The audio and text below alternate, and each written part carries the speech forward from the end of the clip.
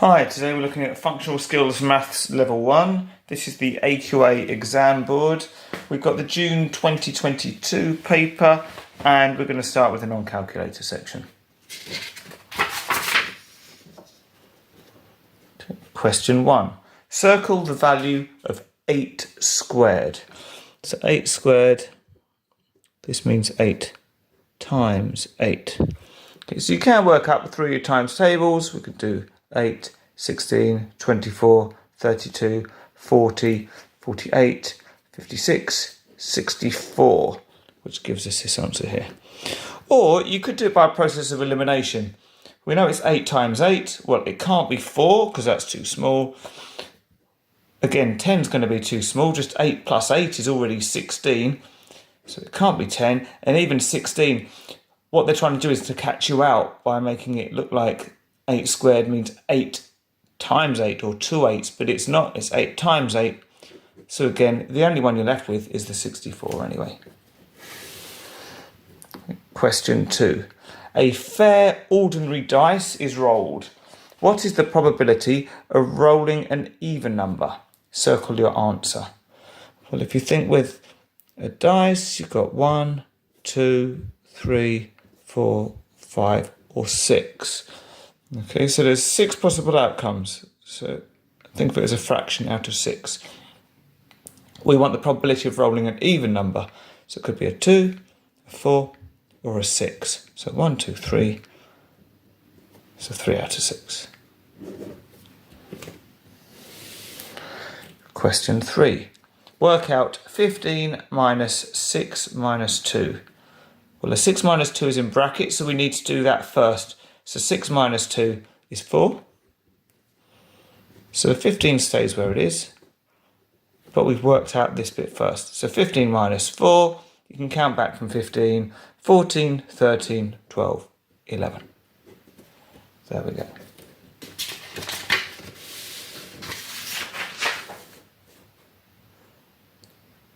Question 4. By rounding 2.97 to the nearest whole number, estimate the answer to 45 times 2.97. Right, this end by rounding. Well, the nearest whole number, well, it's either going to be 2 or it's going to be 3. And hopefully you'll see that 2.97 is a lot closer to 3. Or you can look at it as if it's a whole number. We look at the number 9. It's more than a 5, so it rounds up. So this is going to become, so we can say approximately equal to 45 times 3.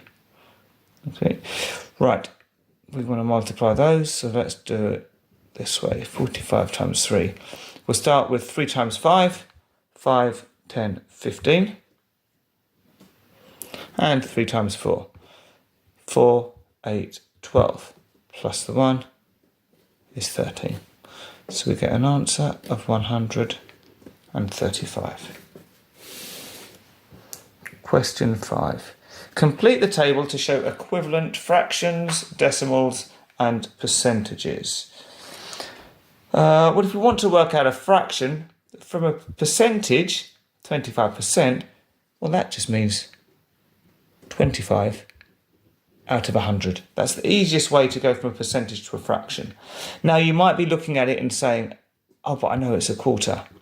Fine, you can write it as a quarter. But if you put 25 out of 100, you're still going to get the mark because they haven't said it in its simplest form. So either way would be fine.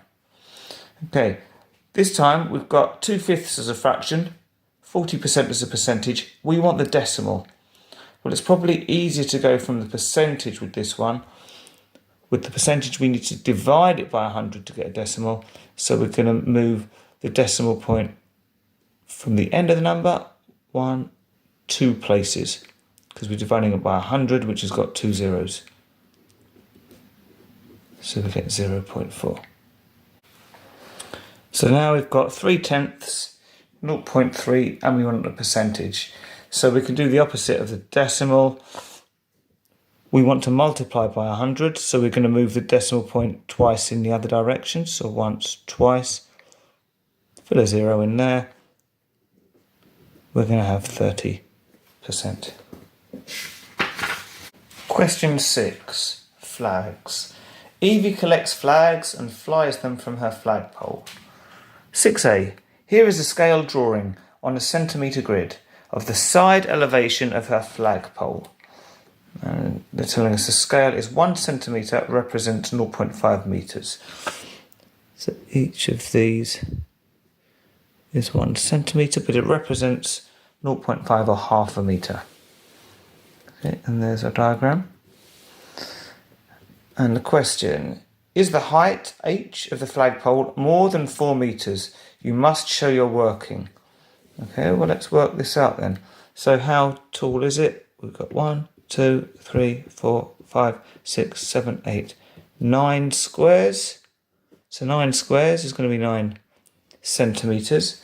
We want to turn it into metres, so we want to multiply each square by each centimetre by 0.5 of a metre. So we want 9 times 0.5. Well, let's ignore the 0 point for now. Let's just do 9 times 5. Well, 9 times 5, or you can think of it as 5 times 9, whichever you prefer. 9, 18, 27, 36, 45. So 9 times 5 is 45. But we actually want 0.5, so we're putting the decimal place in once, so we need to move it in here. So we get an answer of 4.5. So actually, we're saying it's 4.5 metres. Well, that is more than 4 metres. So is the height more than 4 metres? Yes, it is.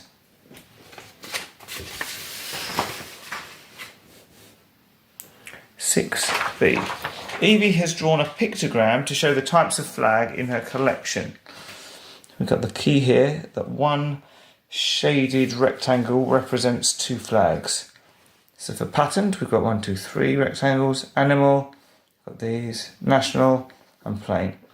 Evie says less than 1/3 of my flags are national flags. Is Evie correct? You must show your working. Okay, well, how many flags has she got in total? Let's work them out for each of these. If each of these is worth 2, we've got 2, 4, 6 patterned. For animal flags, we've got 2, 4, 6, 8, 10. And that's half of 1, so that's just going to be 1. Makes that 11. Then we've got national flags. 2, 4, 6, 8, 10, 12, 14. And 1 is 15. And plain, 2, 4. So how many flags has she got in total? Well, let's add these all up. I'm going to add the 6 and the 4 together first to get 10. Plus 5 is 15 and 1 is 16. And then we've got 1 and 1 is 2, add the 1. So we've got 36 flags altogether. Right, she's saying less than 1/3 of my flags are national flags. Well, what would 1/3 of that be? So 1/3 of 36, well, that's the same as 36 divided by 3. So if we do that using the bus stop method, 3 goes into 3 once, 3 goes into 6, 3, 6, that's twice. So 1/3 of her flags will be 12. She's saying less than 1/3 of my flags are national flags. Her national flags are 15. Well, 15 is actually more than 12. So is Evie correct? No, she's not. More than 1/3 of her flags are national flags. 6C. Evie flies flags on special days. The bar chart shows the number of special days in the months January to May. Okay, so this is where we count the number of days. They're just going up in 2s. And we've got the months January, February, March, April and May. Here's the question. In the previous 5 months, which must be these, the mean number of special days per month was 7. Show that the mean is greater for the 5 months shown on the bar chart. Oh no, so these aren't those 5 months. In fact, it says up at the top, the bar chart shows January to May. Okay, so we're trying to compare the previous 5 months with the 5 months in the chart. So in other words, we've got to work out what the mean is here, see if it's more, less, or the same as 7. Okay. So January, 2, 4, 6, 8. This is halfway between 8 and 10. So we must have 9 there. February, we've got 6. March, we've got 8. April, halfway between 4 and 6. Must be 5. And May, we've got 12. Well, if we think about the mean is worked out by taking the total and dividing it by the frequency or how many you have. In this case, the total is going to be what we want. Let's do it over here. It's going to be 9 plus 6 plus 8 plus 5 plus 12. Again, I'm going to add the 2 and the 8 together to get 10. Then I'll do the next biggest number, which is the 9, to make 19. Plus 6 takes us up to 25. Plus 5 takes us up to 30. 1 plus a 3, we've got 40. So the mean is going to be 40 divided by how many we've got? Well, we've got 5. 40 divided by 5. Well, let's do our 5 times table. 5, 10, 15, 20, 25, 30, 35, 40. That's 8. So show that the mean is greater for the 5 months shown on the bar chart. Well, we had 8. 8 is greater than 7. So we've done it. And that's the end of the non-calculator section. So now we'll have a look at the calculator section.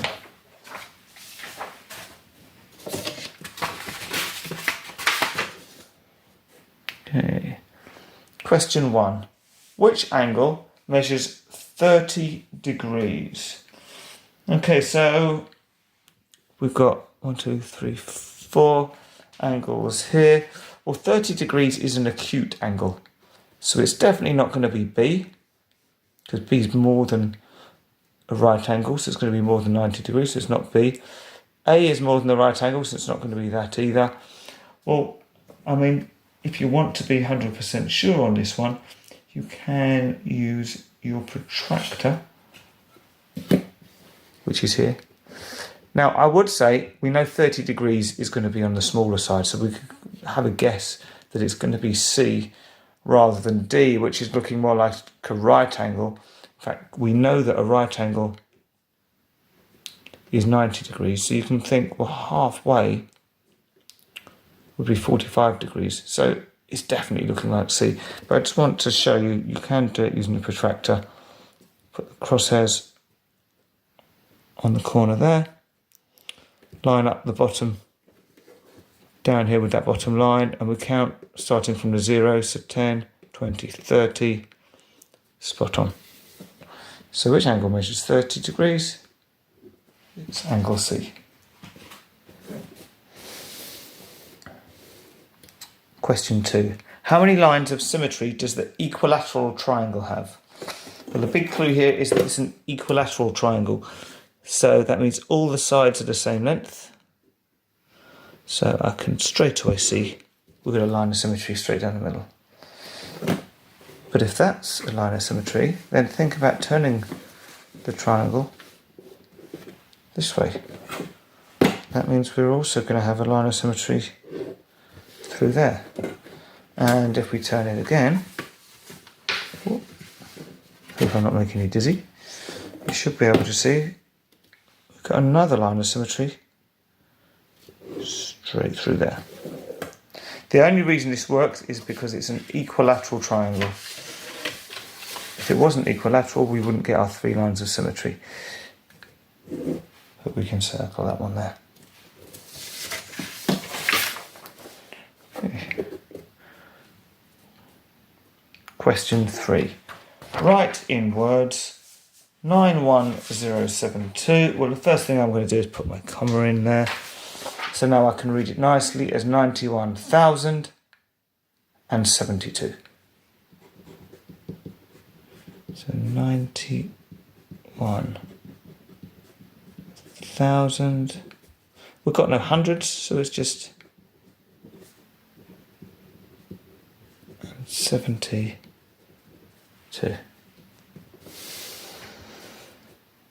Question 4. One card is chosen at random from these 8 number cards. Write down the probability that the number on the card is less than 2. Well, they've told us we've got 8 of them, so it's going to be out of 8. Which ones of these are less than 2? Well, we've got 1, 2, 3. So it's going to be 3/8, or 3 out of 8. Question 5. Put the following decimals in order, starting with the largest. Right, I'm going to write one on top of the other, because I find they're easier to look at and compare that way. You might not think it's straight away, but what we can do is to make them all have the same number of decimal places, we can put some zeros in at the end. And in fact, because they're all zeros, we can cover that up. And now we're just comparing 219, 250, 200, 206. Well, what's the biggest number? Well, they're all 200s. The biggest is going to be the 250, then 219, then 206, and then 200. Okay, so if we start with that, we had number 1 was this one, wasn't it? 0.25. Then we had 0.219. Then 0.206, and finally 0.2.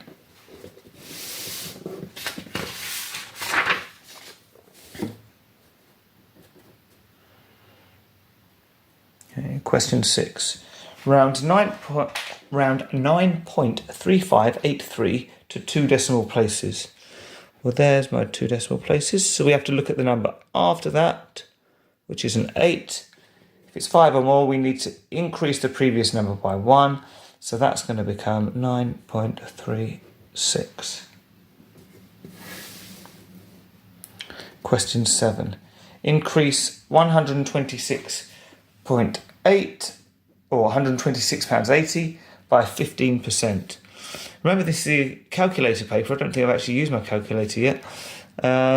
So we want 15% or 15 out of 100 times 126.80.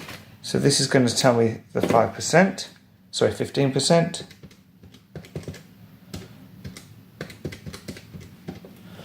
which is 1902 or £19.02. We want to increase it by that much, so that means we need to add on the original £126.80,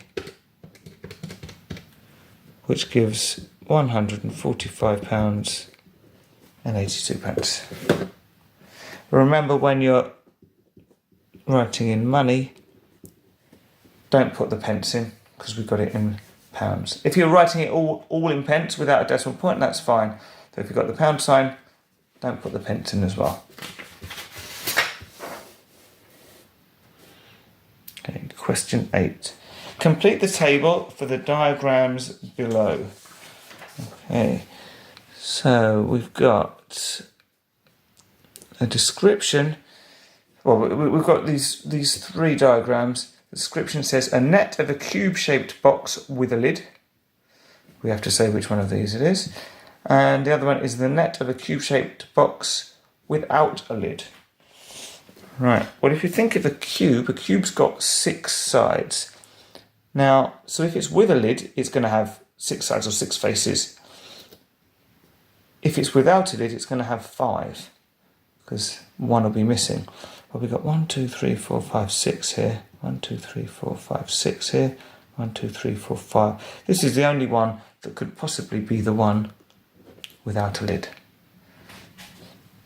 Now we've got to think which one of these could make a cube-shaped box with a lid. Well, this one looks more familiar to me. I know that if I've got 4 squares in a row, in fact, let's draw a cube. There you go. If you imagine we've got sort of like dotted lines there to show the back. We've got 4 in a row, so that could be the 4 going round in a circle. So top, front, base and back. And then these 2 would be the side bits which would fold down. So that's going to be diagram B.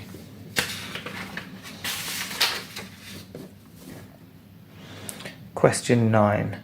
Soup. Ross makes and sells soup. Okay, let's find out more about it. 9a. Ross is making carrot soup. Here is the recipe. Carrot soup. Makes 2 litres. You need 1.2 kilograms of carrots, 1.4 litres of water, and 3 onions. Ross wants to make 3 litres of soup. He already has 500 grams of carrots. Carrots are sold in 750 gram packs. How many packs of carrots does he need to buy? You must show your working. And it's 5 marks, so we know we've got quite a few steps to do here. Right, we want to work out how much we're going to need for 3 litres of soup. If we've got 2 at the moment, I'm going to work out how much we need for 1 litre of soup. Well, we can just divide everything by 2. If this is for 2 litres, then 1 litre. In fact, it's carrots we're interested in, so we want half of 1.2 kilograms. But before I do that, we've got kilograms here, but then we're talking about grams down here. So I want to turn this, or convert this into grams. And I know that there's 1,000 grams in 1 kilogram. So to turn this into grams, I'm going to do 1.2 times 1,000, which gives me 1,200 grams. So if I want to know how much we need for 1 litre, we're going to do the 1,200 divided by 2, which gives us 600 grams of carrots. Now, if we know how much we need for 1 litre, we actually want to work out how much we need for 3 litres. So we're going to multiply this by 3. So 600 times 3, we get 1,800 grams. Now, he already has 500 grams of carrots, so we can take off those, because we don't need to buy them. He's already got them. And we get 1,300 grams, and this is carrots left to buy. Right, they're sold in 750 gram packs, so we want to take the 1,300 divided by 750. This will tell us how many packs we need to buy. 1,300 divided by 750. We get 1.733 blah blah blah, but you can't buy 0.7333 of a pack, so we're going to need 2 packs. 1 pack won't be enough, so we go up to the next whole number.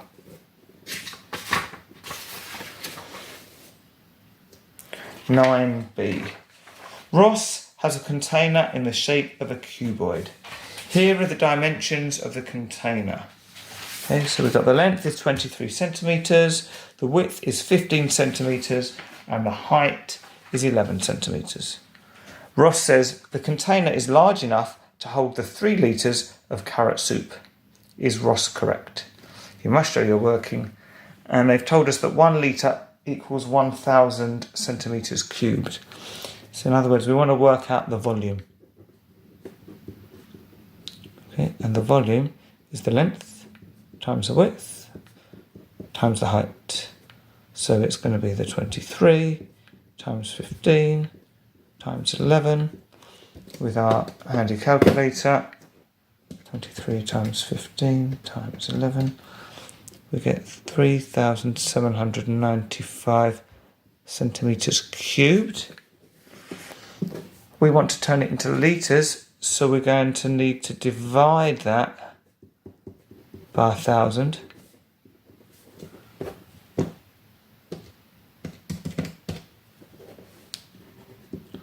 That's going to tell us the number of litres.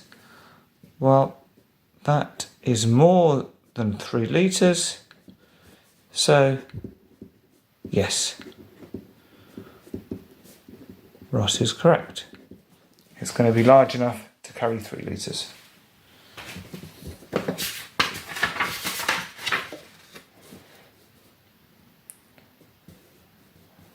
Okay, let's see if we can fit the whole question on. Just about. 9C. Ross draws a pie chart to represent the soup he sold 1 week. So we've got carrot, tomato, lentil and chicken soup. Ross sold 8 litres of lentil soup that week. He sold the chicken soup for £3.49 per litre. How much did he receive that week from selling chicken soup? Right. So we're going to work out how much or how many litres the chicken soup is, and then we can use this £3.49 to work out the amount of money he received. Well, he got 8 litres of soup for lentil. So that's 8 litres. What we can do is we can work out how many degrees we need for 1 litre.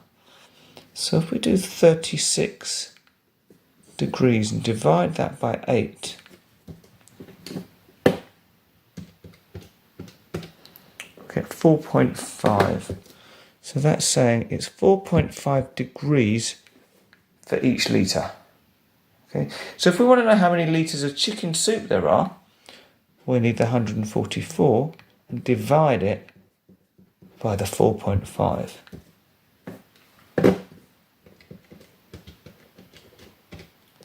And we get 32. So 32 litres of chicken soup.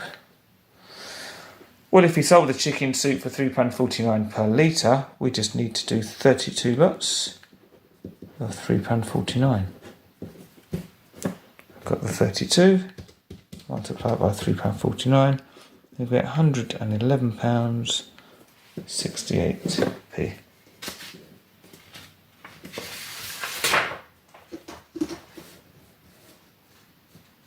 Question 10, flooring. Nikki wants to sand and varnish the wooden floors in her house. 10A. Nikki wants to hire a sanding tool for 3 days. She sees adverts for sanding tool hire at 2 companies. Tool Hire Depot charges £16 per day. 3 days or more, you get 20% off the total cost. EZ Hire Company, well, they probably won't say Easy Hire Company, but we're in England, so I'll say EZ Hire Company. £15 per day, hire for 3 days, and you get the 3rd day half price. Okay. Which company has the cheapest hire cost for 3 days? Well, let's start with Tool Hire Depot. £16 per day, 3 days, so it's going to be 3 times 16,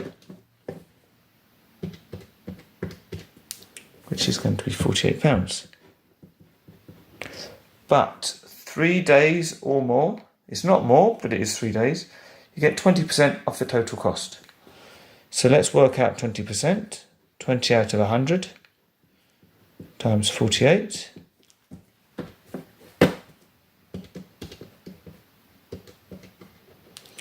We get 9.6, or that's going to be £9.60. But it's £9.60 off the price, so we want 48 minus £9.60.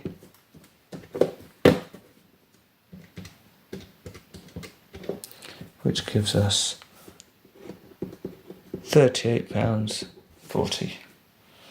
Okay, now let's work out how much with EZ Hire Company. £15 per day, hire for 3 days and get the 3rd day half price. So the first day is going to be £15, second day is going to be £15, and the 3rd day is going to be £15 divided by 2, or times a half, however you want to think of it. So 15 divided by 2 is 7.5. So we want 15 plus 15 plus 7.5 gives us 37.5. But remember, it's money, so we have to put the 0 on to make it £37.50. Which company has a cheaper hire? Well, 37.5 or £37.50 is less than £38.40. So it is going to be the EZ Hire Company.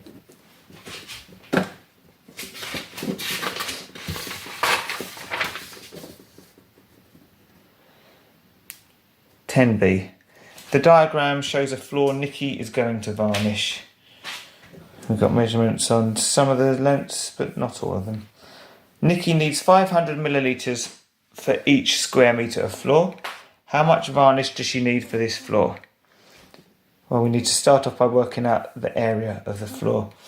So what I'm going to do, we want to split this up into rectangles, really. We could make one big rectangle and then subtract this bit here, or we could split it across there. I'm going to split it down this way. No real reason why. But this rectangle here, the area of a rectangle is length times the width, so it's going to be 3.7 times 2.5. 8.7 times 2.5 gives me 9.25, and that's going to be meters squared. This rectangle here, well, we've got this length, we haven't got this length across the top. We have got this length, which is all the way, and we have got this length, which is part of the way. So this length here is going to be the full 6.5 minus this section, which will leave just this bit here. So 6.5 minus 2.5 gives us 4 meters. So the area is going to be 4 times 1.8, which is 7.2 meters squared. So the total area is going to be 9.25 plus 7.2, which gives us 16.45 meters squared. Right, Nikki needs 500 millilitres of varnish for each square metre of floor. We've got 16.45 metres, so we want 500 times 16.45, or 16.45 times 500, and that gives us 8,225 millilitres. And they haven't asked us to convert it into litres, so we can just leave it like that.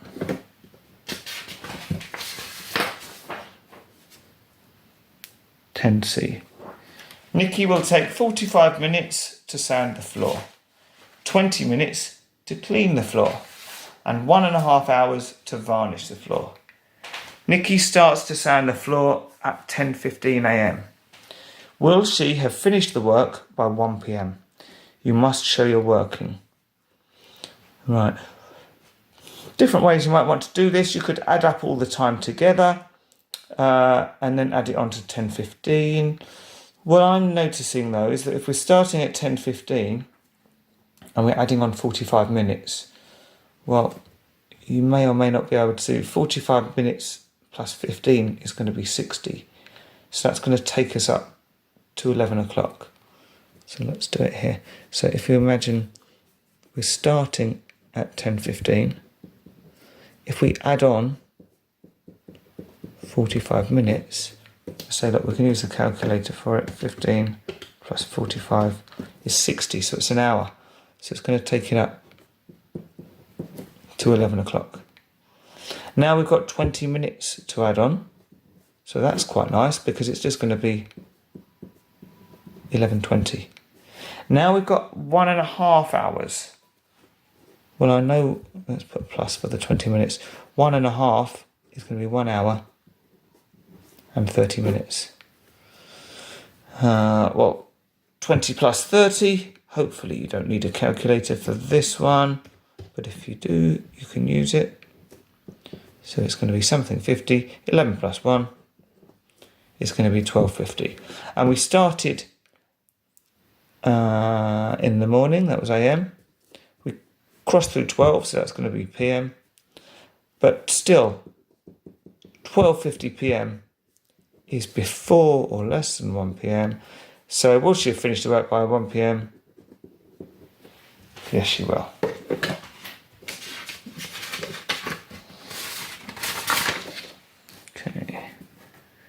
Question 11. Garden centre. Zola works for a garden centre. Zola asks 20 of the customers how many times they have visited in the past year. She records the results in a tally chart. The tally chart is shown, but 4 of the cells have not been filled in. Draw a suitable diagram to represent the number of visits to the garden. Well, the first thing we're going to have to do is fill in this tally chart.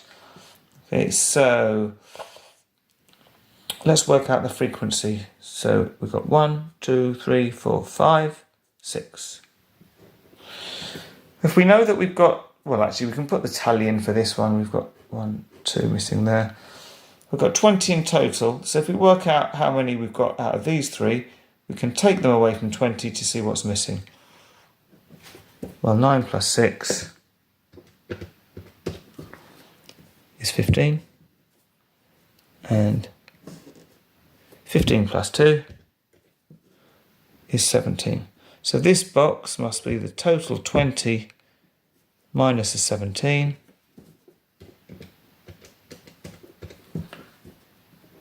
That gives us 3.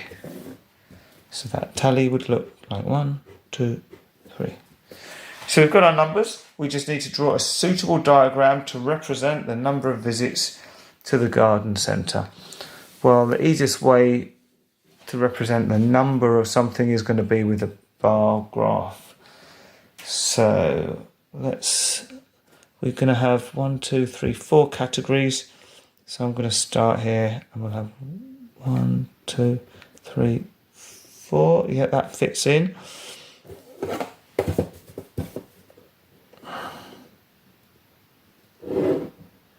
Okay, so this is going to be my number of visits. But remember, they're in groups, aren't they? So this is 1 to 3 visits. This is 4 to 6. This is 7 to 9. And this is 10 to 12. Then we've got the actual frequency going up here. Well, the biggest number we've got is 9. Now I don't want to just do 1, 2, 3, 4, 5 because 9 would be here and it would be tiny. We want to try and use at least half of the graph paper given. So maybe if we say each 2 little boxes is 1, so like 1, 2, 3, 4, 5, 6, 7, 8, 9, 10. So we could have 10 being up there, 5 halfway. And so this would be our frequency. So now we just need to draw our bars on here. So the first bar, 1 to 3 visits, there were 9 of those. Well, we marked this out when we were starting, so 9 is going to go there. Then for 4 to 6 visits, there were 6 of them. So, well, 5 is here. We go up to the next one, which is going to be 6. For 7 to 9 visits, we had 3. 1, 2, 3. Remember, we're going up 2 little boxes for each one. And then we had 2 visits. 1, 2. Sorry, we had 10 to 12 visits twice.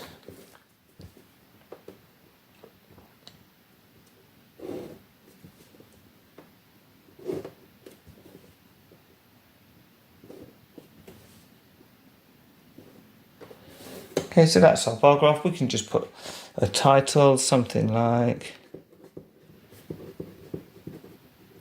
Garden Centre Visits. That should do it.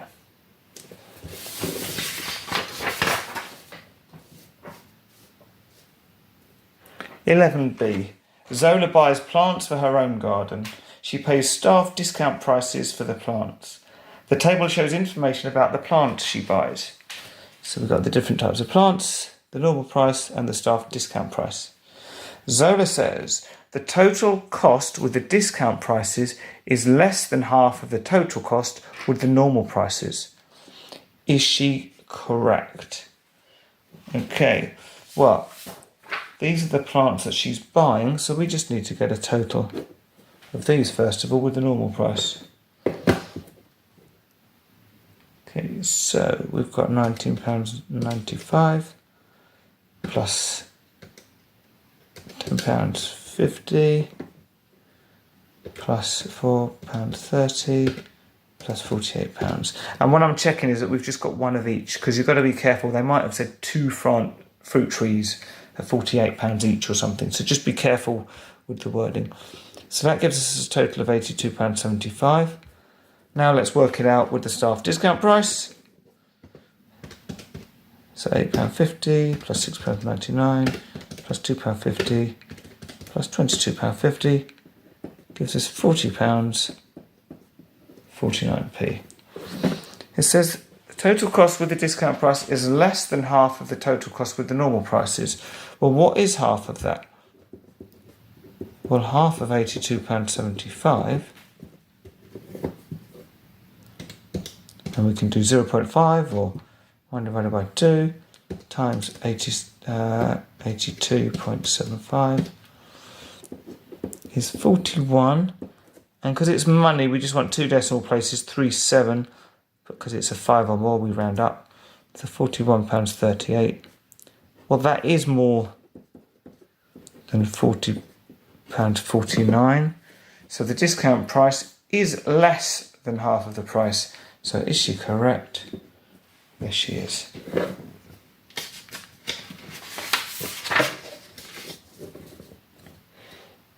Question 12. Electric car. Kofi wants to buy an electric car. Kofi can buy the car using option A or option B. Option A, one payment of, let's put a comma in, so 1, 2, 3. So one payment of £32,549. Or option B, pay 10% of £32,549 and 48 monthly payments of £638. In total, how much more would option B cost than option A? Right, well, we want to work out the 10% first of all of this. So we can just do 10 divided by 100. Or if you know that 10% is 0.1, that's fine. And then you can multiply that by the 32,549, which looks like it's very similar, but the decimal point has moved. So it's £3,254. And because it's money, it's going to be 90. And 48 payments of 638. So that's just going to be 48 times 638, which gives us £30,624. Well, if we add these together, we get 33,878.9. Because it's money, we have to make it 90. How much more would option B cost? Well, we take the option B price, £33,878.90, and subtract the option A price,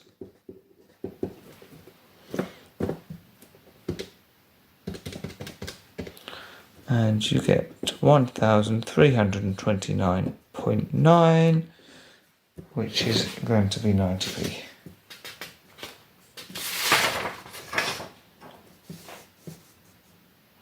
(12b). Kofi asks an electrician to install a charging point outside his house for his car. The electrician works out the cost of installation using this formula.